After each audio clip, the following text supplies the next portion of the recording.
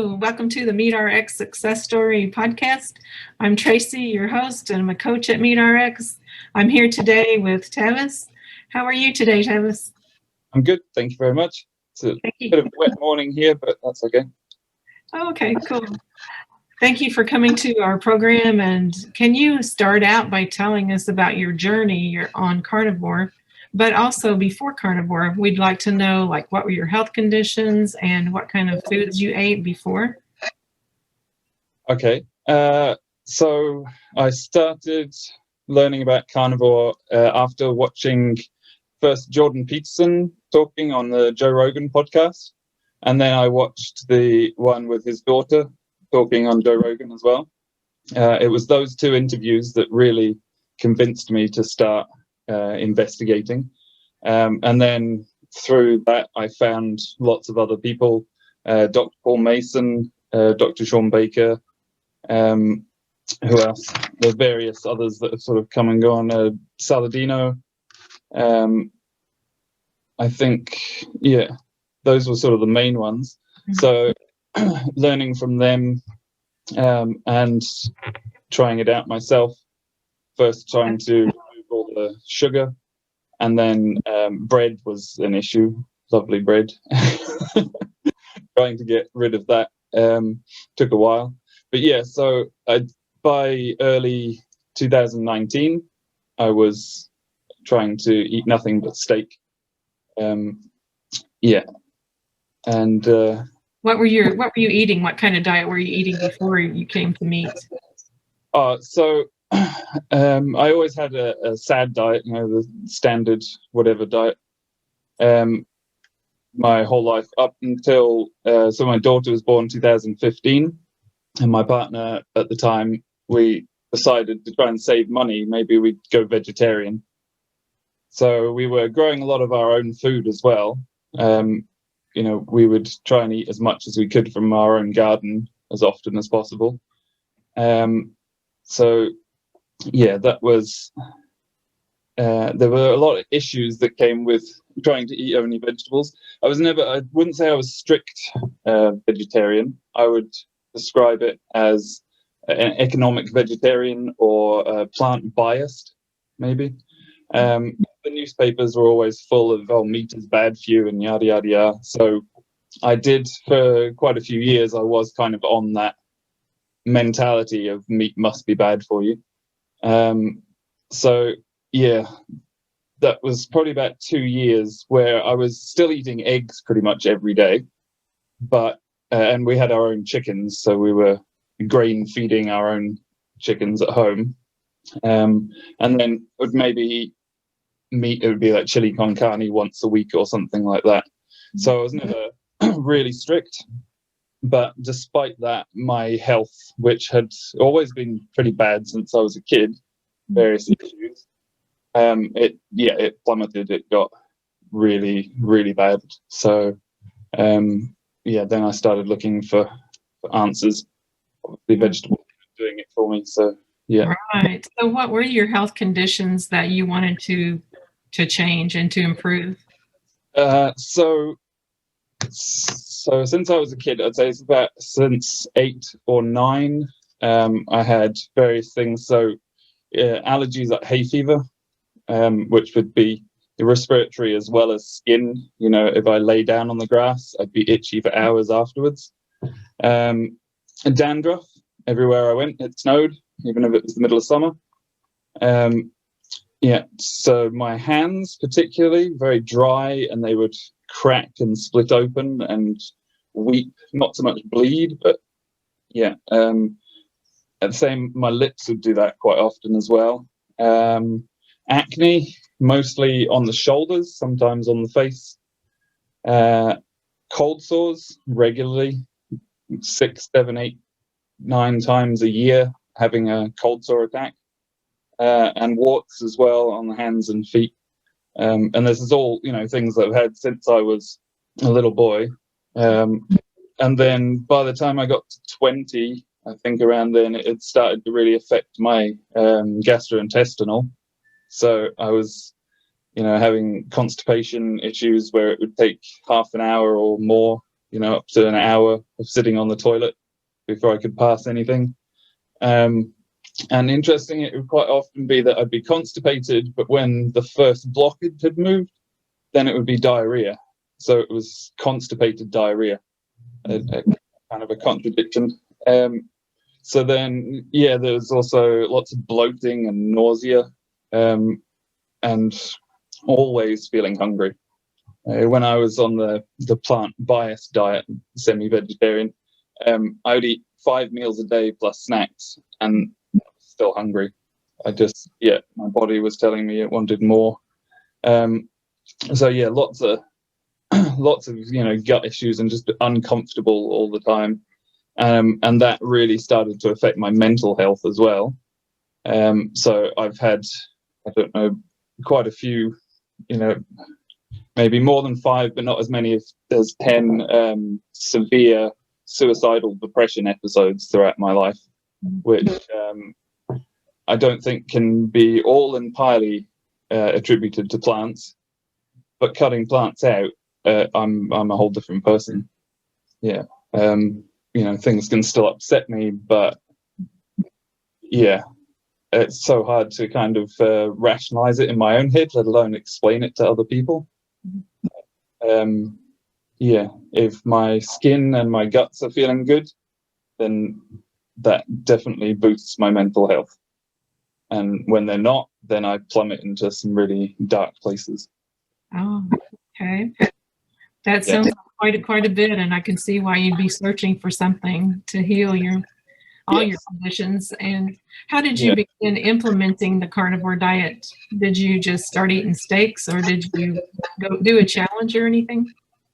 No, I just started eating steaks. I'd seen on various sites that they say, do it for 30 days and see how you feel.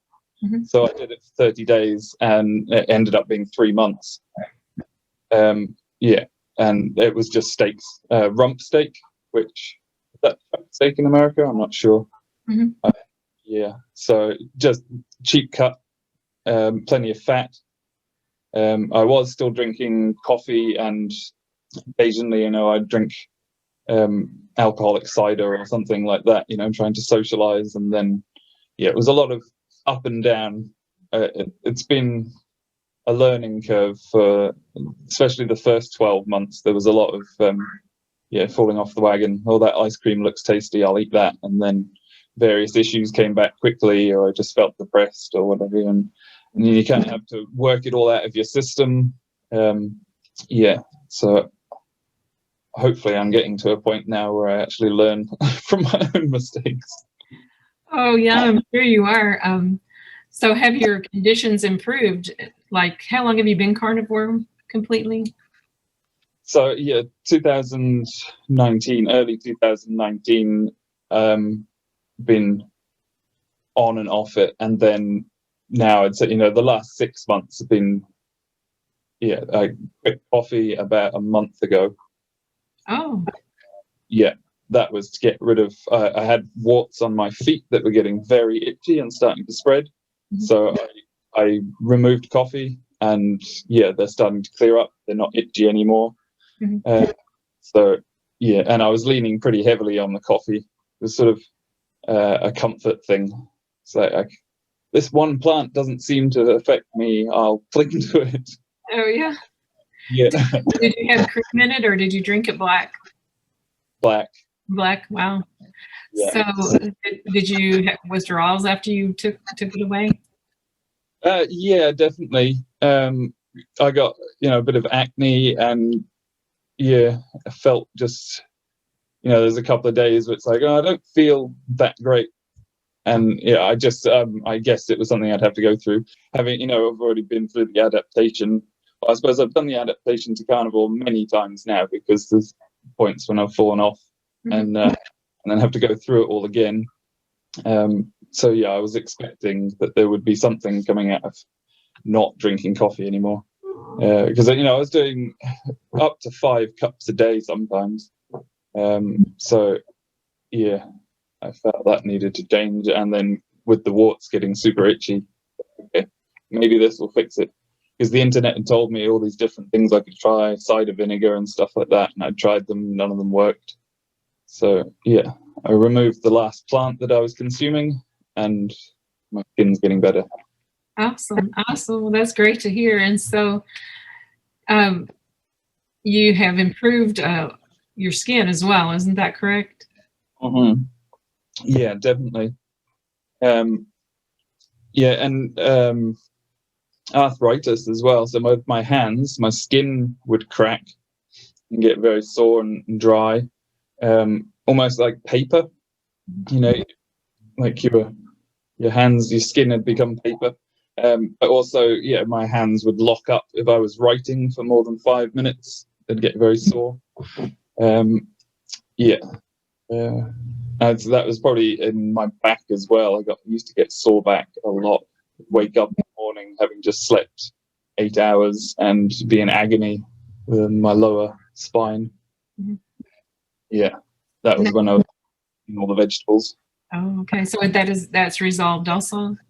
Yes, yeah, definitely. Everything I've mentioned so far has gone away.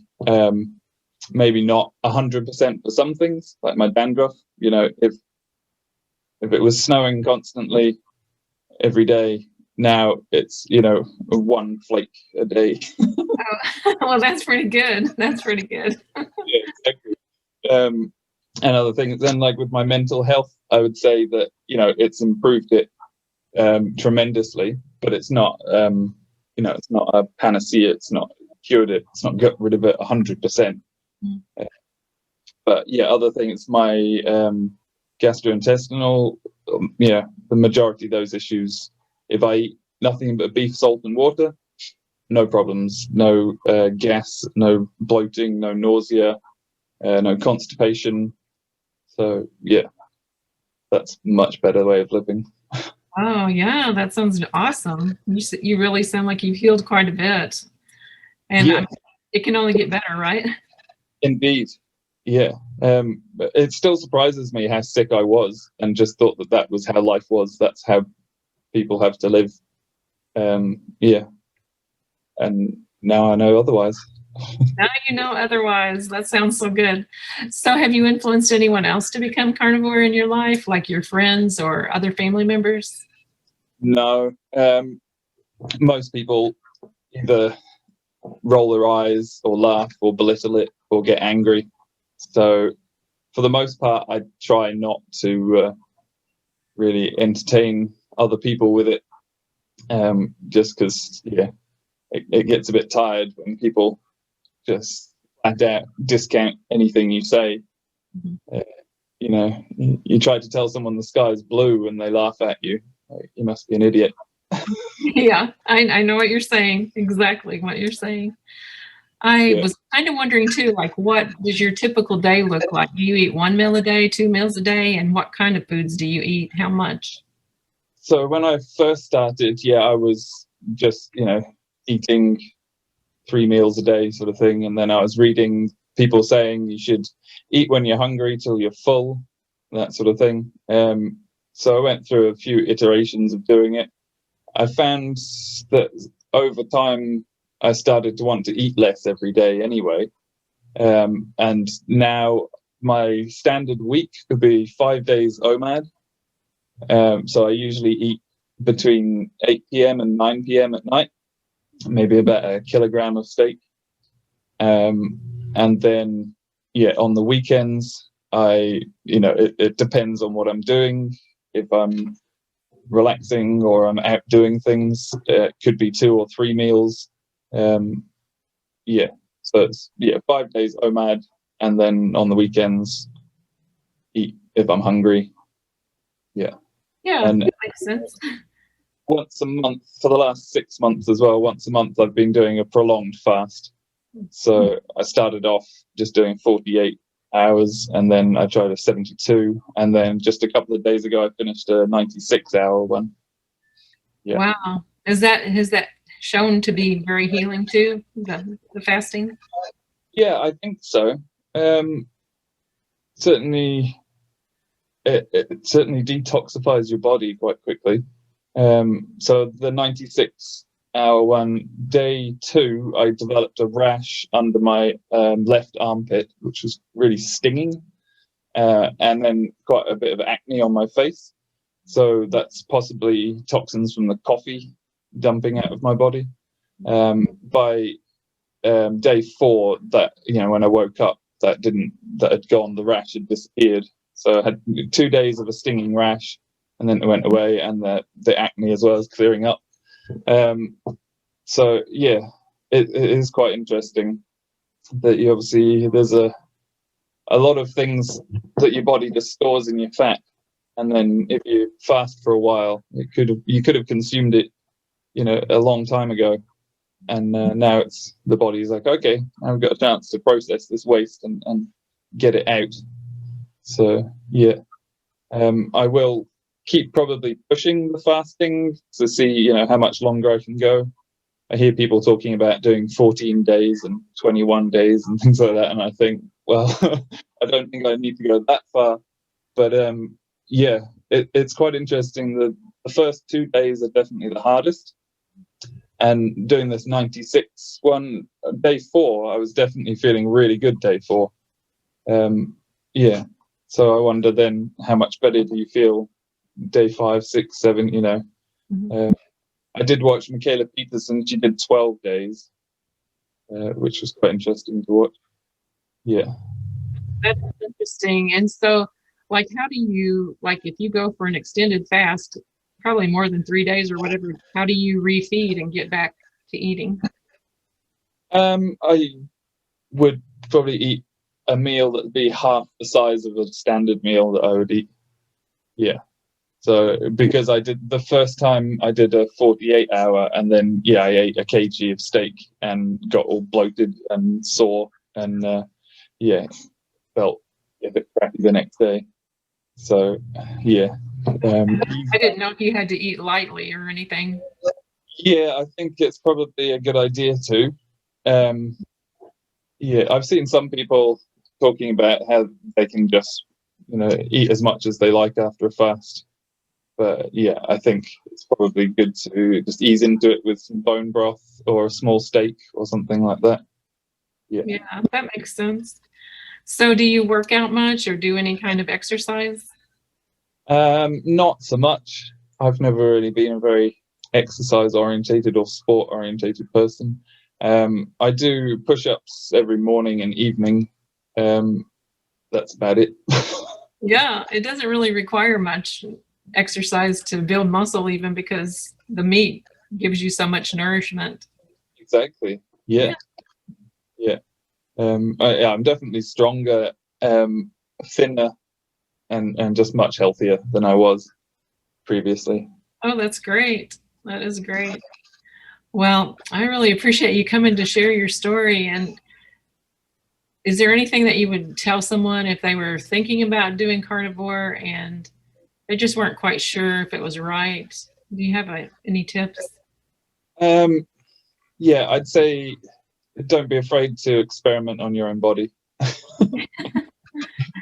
Yeah. Because, if you take other people's advice, even in the carnivore community, there's people that say, oh, you have to eat this and you have to do that and you should be eating this, and humans have to eat these things to be healthy.